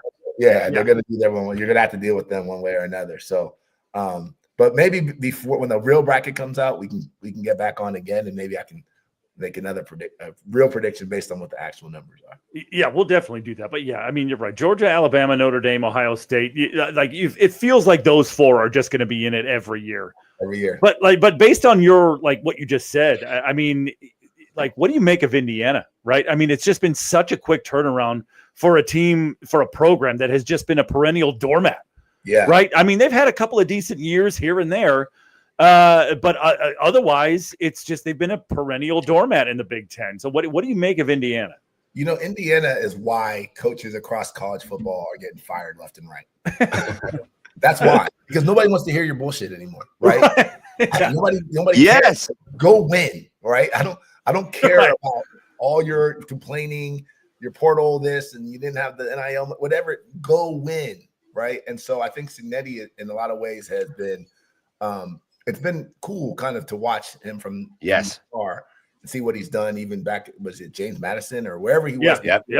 Proving that he's been a winner, like he said, Google me, right? So bringing that same energy and mindset, it just shows you there's certain people that are different, in this sport. And he's one of those guys that's different. I don't necessarily know. And again, I'm like a broken record. But managing a program, managing the portal, managing coaches, I think he brought a lot of the same coaches that he's had with him, have been with him for years, right? Yes. Developing systems and play styles that are signature to him, and then also working the portal really well, and having your team that buys in, right? And that's the thing that I think that people don't realize how hard it is. That's why you can have a team like Florida or one of the great talent all over the field, but they don't buy in. They look like a mess on the field, right? At different times. That happens to people, different. Miami, that's happened to them over the years. And that's one of the things that I really respect about, it's always going to come back to Ohio State. One of the things I really respect about Ryan Day at Ohio State is that even in the times when there's turmoil or we lost the teams that we shouldn't have, or we didn't beat the team up north, he has kept that program together. We have not had that season where it's like Clemson. Look at Clemson. Yes. Yeah. Yes. It's like people don't. Dabo was a legend in the college football 5 years ago. Ugh. Talking about Dabo as like, oh my God, and now look at him now. He can barely get 4 wins in a season. So it's like it's crazy how things can crumble. But I think Indiana is real. I think that they have legitimate talent and legitimate leadership. I think where Indiana's the type of team that if you don't control them early, it can get ugly quick because they have a, their style of offense, they want to just pile on points. Where I think Indiana falls short, particularly as it relates to Ohio State, because they're 1-2, is depth, right? So I don't think they have I think their starters can compete with everyone in the country. Excuse me. But I don't think they have the depth to compete with Ohio State for 60 minutes. So I think like it could be close early, but by the time the third and fourth quarter roll around, I think it can get rough for them. So that's my analysis, but we'll see, man. I hope we see it in the Big Ten championship game. I think that would be super exciting for college football as a whole. But I do want to shut their fans up. Some of their fans up. They're getting a little annoying. Listen, man, I was just gonna say this. I loved the Kurt Cignetti hire when they brought him in. Mm-hmm. I love the swagger. Like Indiana never had a swagger about their football team. All right, there's a little swagger there. I'm now at a point where I want him to shut up. Yes. Because you haven't won shit. Yes. Kurt Cignetti. But he talks like he's won everything. Yeah. You've won nothing. You've won nothing. Yeah. I know you've won games, but you've never won a game that matters. You've won nothing. 100%. And I think that it's a good story for college football, and even his personality. It's almost like wrestling, right? It's almost like WWE. He's like a character, right? Let's go. When I evaluate him that way, like I just look at him as a character. I don't even take him serious. Anything he's saying, I don't even know if he believes the stuff that he's saying, or if he's just playing a role that he knows kind of works for him and works for the psyche of his team and stuff like that, and makes them exciting. And I think as his style. It's not just that they're winning, but I think that style also attracts recruits, right? I think it's people like want to be a part of this bravado thing. But ultimately, the reality is, and we know this better than anybody, you're going to have to win at some point, right? Like it's cool and it's cute and it's fun, but when you get battle tested, you're going to have to win. And that's what Dan Lanning went through at Oregon.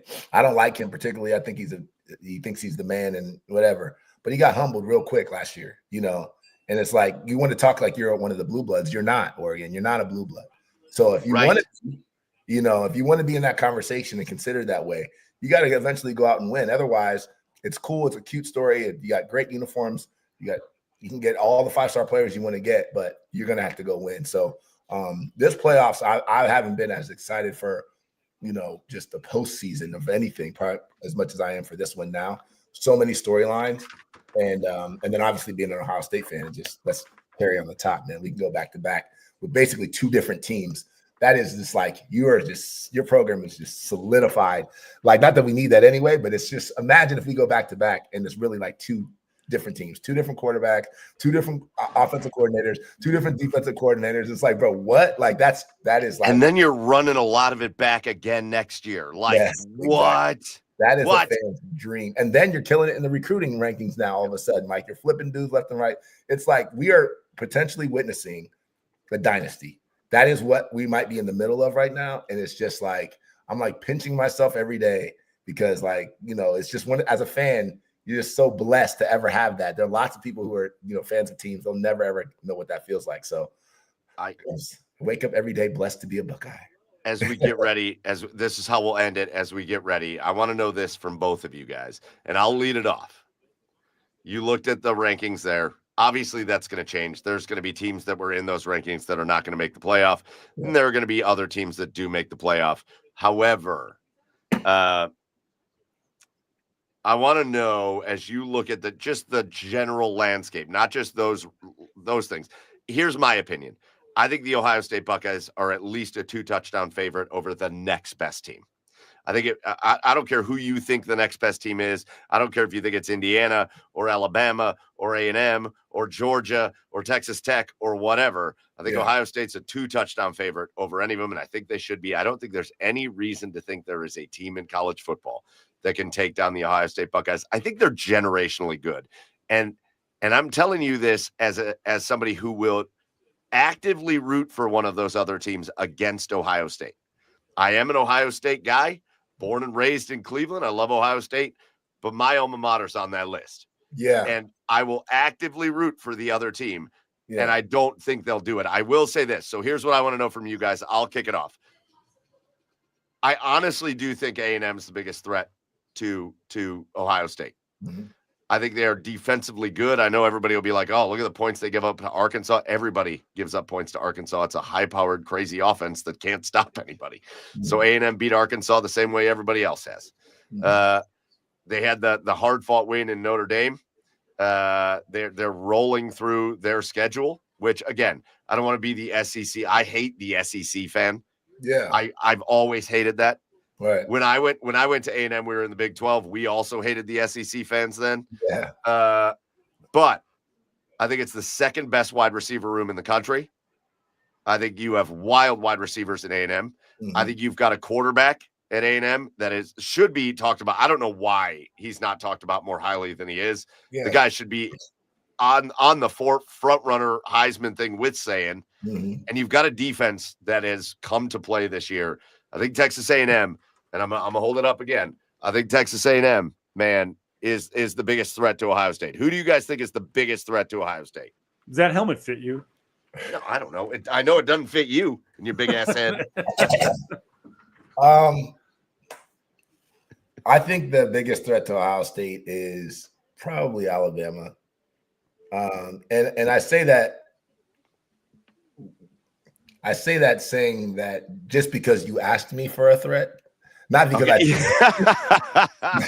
and again, respectfully, right? Because we understand in a one-game scenario, in a playoff environment, anything can happen, right? And someone gets hurt and all this, you know what I mean? So wakes up with the flu. 100%. Anything can go down, So I'm trying to also make sure that I'm trying to be measured, because it's just so rare. It's very rare to see a team just go wire to wire, just look like how Ohio State looks all the way through, and especially now all the way through an extended playoff. It's very rare to see that happen, right? So it's hard, but I'm trying to be measured. But if I was just looking at one game scenarios and I was handicapping the game or whatever, or trying to figure out, like, there's nobody I think is a legit threat. Now, obviously, Marcel Reed is a super dynamic. When you have a dynamic quarterback, like that, and then talented receivers, like you said, you're always going to be a threat to somebody. But when I look at, and this is like Washington is like Texas A&M light, right? They're like the Diet Coke version of super light, just overly light. Texas A&M, just very light. But the reason why I mentioned that game, that type of offense, because they have stud receiver, stud running back, very talented quarterback, but I think that the style I think we would use some of that defensive game plan against Texas A&M, and I think that I've seen how that game can go. Basically, if Marcel can make some mistakes, you know what I mean. So we get him, not Arvell re-spying him. It could be if our defensive line is getting home, that game could get ugly quick. So I think that they could be a threat, but I think that that's a game that also could get ugly pretty fast. Just depending. And I don't know if Marcel, I would love to see him. I would love to see that matchup, honestly. I just want to point out 3 killer wide receivers. Killer wide receivers. Okay, fair enough. So don't Washington me. Don't you Washington. That's why I said super light Diet Coke, like the lightest with freaking Splenda. But just the Splenda-ist matchup. but I think Alabama is always a threat, man. They're playing. I think if you take out the Florida State game, which we don't do as Ohio State fans, because you got to eat that. Like, just you guys have made us eat Virginia Tech and all the losses so you got to eat it. I think that they're playing really. I think they're playing really good football. I think they're playing inspired football. I think they're well coached. I think that loss was probably good for them. So they're going to be a threat. But Ohio State is the best team in college football right now. And, I'm not looking. Last year, I felt, what's interesting? Going into last year's playoffs, I felt pretty much the same way I felt now. There was no team that I felt like was gonna beat us. Yeah. I just felt like we were head and shoulders better than everyone. The Texas game was the game that worried me the most, and not because I thought we were going to lose, but just all the things, after you get that huge win against Oregon, and maybe just the emotional kind of, leveling. And then the fact that it was in Texas, like that worried me. But other than that, I felt like we were the best, and that's kind of how I feel this year. And it's kind of feels weird to say that because I'm like, God, I know how college football can go. Like, Mekka, are you even accounting for the bullshit that can happen? And I'm trying, but I just don't see it. You're 100% right. And I also want to give one last shout out to one of my Aggies, and then I'm going to throw it to Chad for a minute. There's a kid that plays for Texas A&M that is killing it. His name's Cassius Howell. He's a defensive end, 10.5 sacks on the year. He's a game breaker. He's the only guy I know that followed the same college path as I did. He started at Bowling Green. I went to Bowling Green. Wow. Went to Texas A&M. I went to Texas A&M. Bowling Green and an Aggie. Cassius Howell, man. Sign that guy up for the Browns. Sign him up for the Browns. Chad, who's the biggest threat to Ohio State? Shut up, Mike.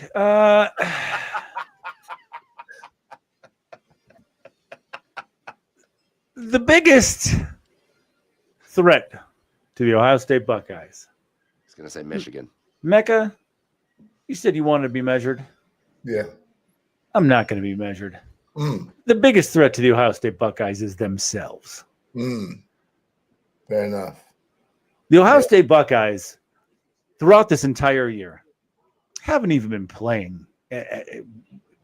Haven't even turned it up at all. They haven't had to. They haven't had to. Nope.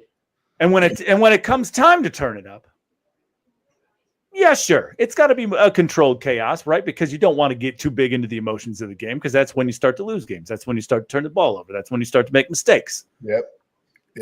You bring that this Ohio State team, with all the talent that they have, when they're playing at a level 10, which is what they're going to, coming into the playoffs, they can't be stopped. You know, Marcel Reed, KC Concepcion, take a walk. Shut up. Cassius, how? Yes, you guys this. I actually don't know the answer to this. As far as how the SEC championship is, like the road to the SEC championship right now, what is that looking like? Who has the inside track? And I think they got rid of the division. I think it would just be A&M and Bama, I think. Oh, I see. Okay. So just the top two teams? Yes. All right. So does either one of them have a tough game? Does A&M plays Texas, right? A&M plays Texas at Texas. Okay. That's last game of the year. So A&M finishes with South Carolina this week at A&M. So that should be a win. And then they get the patented SEC bye week at the end of the year where they play Samford from Connecticut. Samford. And then they go to Texas. Okay. Bama plays Oklahoma this week. Okay. At home. Okay. And then they're probably going to lose to Eastern Illinois. And then they have to play the Iron Bowl. Okay. And then Ole Miss still has a shot too, right? Ole Miss Auburn sucks. What's Ole Miss have to do? Ole Miss. Ole Miss is easy. They finish at home at Florida, and then it's the Egg Bowl. Okay. But I think Ole Miss. I think even if A&M or Bama lost a game, they still make it in over Ole Miss. Oh, because Bama lost out of conference, right? Yes. Yeah. And A&M's undefeated. So. Right. I see. Okay. So Ole Miss, there's a lot to happen for them to get in. I love Chad's point, though, and I agree with it. Ultimately, I agree with it. Ohio State, biggest threat to them is themselves, and allowing themselves to have a letdown. They got kicked in the teeth by Michigan last year, and they allowed it to propel them into one of the most dominant playoff performances you will ever see, and that will last forever and eternity. What they did to Tennessee, Oregon, Texas, and Notre Dame, not many teams are going to have a run the way that they had a run. Just dominating the best teams in the country the way they did. Yeah. Hopefully there's no impending kick in the teeth. Yeah. So the Buckeyes are going to have to do it without the kick in the teeth. But man, we're here. We're getting towards the end of the season. And Mekka Don, man, this has been awesome. An hour and 40 minutes. I thought we were going to keep you on for like 45 minutes. Right. An hour and 40 minutes, but then you got into the Browns and we had to talk Browns with you and all that. And I can't even let you go the way that Chef Brian K did in the comments, where he said, I expected you, Mekka, to be very good being a lawyer, an actor, an entertainer, but I'm still impressed beyond my expectations. Thanks, Mekka. And then he threw us in at the end because we know it was just for Mekka, and that's okay. Thank you, man. Thank you. I appreciate it. I enjoyed it, man. I had a great conversation with you guys. Trust me, I didn't expect to be on this long. Yeah, I Hey, know. Yeah, I time know. flies when you're having fun, man. It does. It does. It's all good. I appreciate you guys. You guys do a great job, and it's fun, man. So hopefully we'll do it again maybe a couple weeks in December sometime before the playoffs, and maybe we'll see Shador by then too. Let's do it again when the final bracket comes out. Let's do it again when the final bracket comes out. No matter what, even if we have another guest for that show, I think we need to do like a 20-minute Mekka hit for 100%. the bracket preview. 100%. I'm down. Just let me know. All right, Mekka Don, you are awesome. Go follow Mekka Don. Go be a part of his fan page for everything he's got going on. Check out his book. You can get to the book and his link in his bio, Mekka Don Music on Twitter. Great book. I love that you got Gene Smith to do the forward for you. Yeah, that was awesome. That's unbelievable. That's unbelievable. But my man is doing all the biggest things, and then he hangs out with us, a couple of scrubs every year, and we appreciate that out of you. Mekka, you're the best. Appreciate you. Go have a good rest of your night, and we'll talk to you soon. Thanks, guys. Have a good one. I appreciate it. I almost feel bad. That was amazing. He's the best. I don't know. He's the best. He's the best guy. Hey, he's listen, the best guy. You know what the best part? Well, one of the best parts about that is we don't have to talk Browns now. That's cool. Hell yeah. You know what I find? you know what I find? I can't remember. What was I doing this for the other day? I don't remember what it was. Oh, I was listening to Spittin' Chicklets. Mm-hmm. And I was listening to Biz and the way he talked. And I thought, God damn it. I, as a 40-year-old man, have no business thinking another grown-ass adult man is, like, so cool. But every time I listen to Biz talk, I'm like, fuck, this guy is the coolest. I don't even remember what it was. I wish I had the quote. Because Biz talked about doing, like, a suicide. Uh-huh. Like where you mix all the soft drinks at, like, the soda machine. Yeah. But he called it like the something liquid mix or something. And it was the coolest thing I've ever heard. Yeah. And I was like, I feel that way when we talk to Mekka. I'm like, fuck, this guy's the coolest. Yeah. And I shouldn't feel that way. There's a big difference between Canadian slang and like Mekka being the coolest. I don't know. I shouldn't feel that way, but he's a cool dude and he hangs out with us. And God darn it, I love him. Chef Brian K says, I just told my wife it's the best garage beers I've ever seen, and that's a high bar. Let's go. You're the coolest. Let's go. We also, did he? You know what? I'm going to put it up, Diddy. I'm going to put it up. I'm going to let it happen because you got the Ohio State logo there. Okay. Diddy's excited. So soaked. He's soaking. He's soaked. Chad, man, I don't know that we have much more to do. I do want to get to Greg Sankey's my asshole of the week. I want to do asshole and cheers of the week, and let's get out of here. Yeah, sure. We'll just put them together and get out of here. Yeah.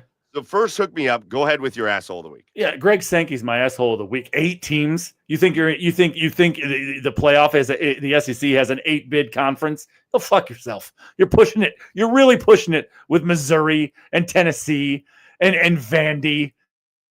Sorry, okay. They're. I mean, again, this is the best part about the playoff is because we're talking about these fringe teams. Yes. No, right? I'm sorry. The Illinois of the world, the Iowas of the world, it can very much compete with those type of teams. So, yes. You're go fuck yourself. The SEC 8-bid. Get out of here. Nonsense. And that's tampering, by the way. If you're talking to the committee about this, it's nonsense. That's the SEC shit that bothers. Like for me, as a guy that didn't come up in the SEC, I fucking hate the SEC. The exceptionalism. Shut the fuck up. Like Vandy had a nice moment. Yeah, that's great. Yeah. It's over. Great. It's over. Yeah. Get out of here. Yeah. Get out of here. My asshole of the week. I gotta just pick baseball, man. My asshole of the week is currently baseball. Okay. And here's why. And it's for 2 reasons. One, we're now at the part of the year. I feel like we just got to the end of the show and now it's just bot city. Like Chef Brian K's over here talking about making French bread, and then like there's weird shit. Yeah. Shrek goes, I know you guys see my comments. Yeah, we do. They're weird though, and I'm not gonna like put them up, you weirdo. I don't know. I stay on full screen. Oh Like, my God. It's a whole bot thing. It's like, I don't know. There's a bunch of 12-year-olds in the comments now. Chef Brian K, you're in a safe place, Brian K. You're in a safe place. Here's my asshole of the week. It's baseball. And it's two reasons. One, we're now at the point in time where people are coming up with scenarios of what's going to happen with free agents and where's this guy going to sign and where's that guy going to sign, and all of it. That's our buddy Mike Todd. Mike Todd's calling out the bots, but that is the Mike Todd. That is the Mike Todd, ladies and gentlemen. So we're that from Blue Jackets, Mike Todd. I hate when we get to this point because I love the Guardians. I love what they've accomplished. I mean, shout out to Stephen Vogt for being manager of the year. That should be an alternate cheers of the week. He definitely deserves it. But this sucks when we get to this part of the year and it's like, hey, we were an ALCS team. We were an ALCS team 2 years ago. We won the division last year, and they're not going to bring anybody in. There's nothing like all these players that are like, where's this guy going to go? Where's Alex Bregman going to go? Where's whatever? Where's JT Realmuto? I'm like, God, we could use JT Realmuto. That'd be great to have him here. No, it's not going to happen. We could use a bunch of these guys, but it's just not going to happen. Yeah. So that number one sucks ass. And then number two, did you read the shit about Clase and Ortiz? Yeah. Holy shit. Yeah. Like, that goes into baseball being the asshole of the week, but I mean, like, they are specifically the assholes of the week, and they've already been it on this show, but they're it again. Those dudes threw away their careers. Like Emmanuel Clase was on like Hall of Fame trajectory. Yeah. And he threw it away for $13,000. And lives. Not careers, lives. Like, yeah. Oh God. We're talking about jail, like legit. Yeah. Pound me in the ass prison time. Oh God. Like Office Space. Federal pound me in the ass prison. I totally forgot about this. Oh, I didn't just come up with that out of nowhere, Chad. No. You asshole. Oh shit. I don't know. Baseball's been depressing this week, and I wish we could come off a year like we did with the Guardians and be like, cool, they added this, and this, and now we're really in a spot to contend. We're just not going to do it. And that fucking sucks. Yeah. Unless you're the Cavs, we can't have nice things. It sucks. So that's my asshole of the week. Chad, give me a 30-second. Let's do a 30-second Cavs and Blue Jackets catch up. 30 seconds, sure. So let's go to the Blue Jackets real quick. They went on their West Coast Canadian trip, which they always suck at. They were super sucky on this one until they got to Seattle, and that was kind of fun. A fun way to end the trip. But, like, woo, did they suck in Calgary and Edmonton and Vancouver and terrible. Calgary, that Edmonton loss was the worst. Calgary, they got their dicks kicked in. Like it wasn't there, right? Like the effort wasn't there, the legs weren't there, they weren't doing the things that they needed to do to stay in that hockey game. Edmonton, they played terrific hockey for 2 periods. They played terrific. Yeah, pretty much. And I talked about it in my recap. If there's one thing you can't do, Edmonton was missing key pieces. They were missing Zach Hyman. They were missing Nugent Hopkins. They were missing the key pieces to their offense. But you cannot give Connor McDavid and Leon Draisaitl time and space to work with. And for 2.5 periods, they didn't do that. Right? You make the other lines beat you. But Connor McDavid, with about 10 minutes to go in the third period, took over. And that's why they lost the game. Right? And then you make the costly turnover and give up the shorthanded goal to lose that game. Blech, sucks. Vancouver, they played well enough to win. A couple of chintzy fucking calls that really cost them that game. I mean, it directly resulted in the goals that they just no. But then they finished the road trip out the right way in Seattle, and they went in a shootout, that grinded out game. A Kraken team that has actually started out the year pretty good, that nobody expected anything from. But yeah, they finished the trip the right way. Fantilli, what a goal to stick with that after hitting the post like that. And then Coyle goes bar down to win it. in the shootout. And yeah, the Jackets, they could use some home cooking because Western Canada, Seattle, it's a place they don't play well at all. So when Jet is in net, I feel much more comfortable. Yeah, sure. Yeah. I love the way that guy plays goalie. Yeah. And yeah, all right.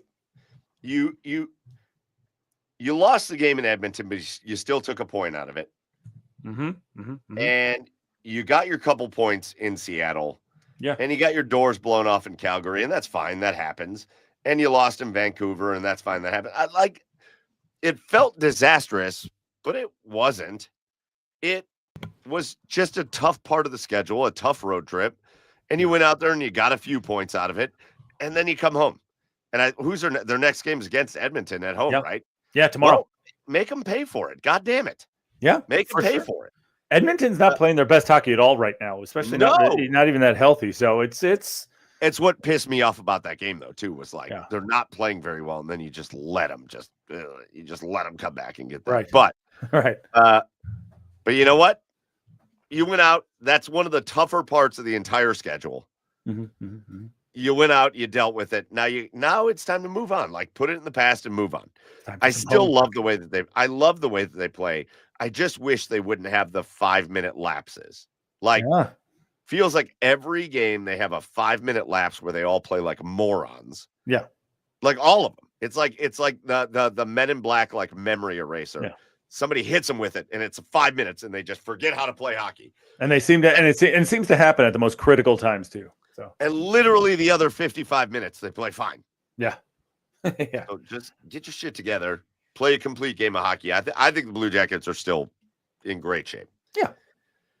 Go to the other side of things, and I got to tell you, man, I'm going to make a video on it as soon as we're done with this. But the Cavaliers had one of my favorite wins of the season, of any season, to be honest with you, tonight. Nice.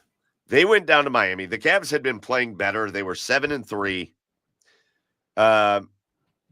They went down to Miami, and they played a sloppy basketball game against Miami. A lot of turnovers, a lot of second chances for Miami. Cavs fell behind, way behind. They came back. They tied the game. They got it to overtime. And then at the very end of overtime, they had the most mental lapse of all mental. Oh, no, it wasn't overtime. They were about to go to overtime. Donovan Mitchell hit one of the wildest three-pointers of all time to tie the game with 0.4 seconds on the clock. And they come out of the timeout, and somebody loses Andrew Wiggins, and he just has the most open alley-oop dunk of all time to win the game for Miami the other night. Tonight, the Cavaliers sat Darius Garland, Donovan Mitchell, Evan Mobley, and they went down to Miami, back-to-back games in Miami, and they beat them 130-116. In a game where they just decided they were going to out-tough and out-hustle the Heat. Jared Allen goes for 30 in this game. 30 points, 10 rebounds. DeAndre Hunter, 21 points. Lonzo Ball, 15 points, 8 assists, one of his best outings. Craig Porter Jr. and Tyrese Proctor off the bench were unbelievable. And the guy you thought was going to kind of carry the team was Sam Merrill, was really bad in this game. 1 for 10 from 3. And it didn't matter. They out-physicaled, they out-hustled, they out-muscled the Miami Heat, and they got a win. The Cavaliers, I don't mind that early in the season they're going to go through a couple of growing pains. Because didn't we freaking learn anything last year? They were like 15-0 to start the year. This doesn't matter right now other than what are we learning from it? Yeah. They didn't really learn a lot from 15-0 or 15-1 or whatever the hell it was last year. This year they've got stuff to learn from. And they've got stuff that's going to pull them together as a team. And they still aren't healthy. And I'm nothing but excited for the Cavs. So I like the way they've started. Again, even though it has felt like they haven't been great, they're still 8-4. They're fine. They're still gonna be the top seed or one of the top seeds in the East. And they're the team. I think they're the team to beat. And I think this start makes me feel like that way even more. Sure. Yeah. I mean, if you, I would love it if, If you got to lose a few more games here and there as you go throughout the season, great. I mean, nothing brings a team together like adversity, especially when you're going through a long season. And the Cavs didn't face enough of it last year. So if you got to lose a few more games and end up with 55 wins, right? Like last year, fine. I'm totally okay with that. They won what, 64 last year? Yeah. I'll take 55 to 58 and Yeah. having to fight through some adversity any day. For sure. So anyways, feel good about it. All right, let's get to our cheers of the week. Chad, I'm going to start with mine. Mine is a video. Okay. And I have found, and the Browns have found, one of my favorite video creators on the planet. His name is Drew Allen, and he makes videos on TikTok. And I'm going to play this whole damn video because he's kind of become associated with the Cleveland Browns. I don't even know where this kid is from, but he's so associated with the Cleveland Browns that they quote him in their TikTok bio. So I'm going to play this video of Drew Allen. This is my cheer of the week because this guy is the best. The New York Jets, and we're the Cleveland Browns. The only way we win today is if we play a team that is somehow more incompetent than us. And we're the Cleveland Browns. I know, you are. Are you more incompetent than us? No, our name isn't more incompetent than us. We're the Cleveland Browns. See, you said no, but I'm going to take that as a yes. Oh, okay. We punt. Dylan Gabriel throws to David Njoku for a touchdown. Kene Nwangwu returns the follow-up kickoff for a 99-yard touchdown. Cool. We punt. Isaiah Williams returns that punt 74 yards to the crib. That makes punting not fun. Nothing makes punting not fun. We punt. Justin Fields is intercepted by Ronnie Hickman, and Gabriel throws 22 yards to Jerry Jeudy in the end zone. We kick a field goal to go back ahead. We punt. We kick a field goal to tie it before halftime. It may be tied up at half, but don't be getting any ideas. We are winning this game. We are winning this game? No, you aren't. We are. We are? No, not we. I mean, yes, I did say we, but clearly you don't know who we is. We're the Cleveland Browns. I know you are. We punt. We punt again, and so do you. Punts. Brees hauls it 42 yards into the end zone. And we punt. No, you don't. You turn over on downs. Oh, we don't punt. We add to our lead with a field goal. We kick a field goal, too. We maintain possession to burn down the clock, and we win the game. We win the game? No. That's what you said. No, I said we win the game. That's what I said. You have trouble understanding who we is. I understand who we are. I really don't think you do. We're the Cleveland Browns. I know you are. I love that guy. Drew, he great. makes a video after every Browns game. And so now in the Browns bio on TikTok, it just says, we are the Cleveland Browns. That's awesome. He's hilarious. He's my cheer of the week. It takes a lot to make me smile after what I watched, the fucking abomination in the Meadowlands or at MetLife or whatever we're calling it. But that guy, he kills it every time. So he's my cheer of the week. Chad, The Meadowlife lands.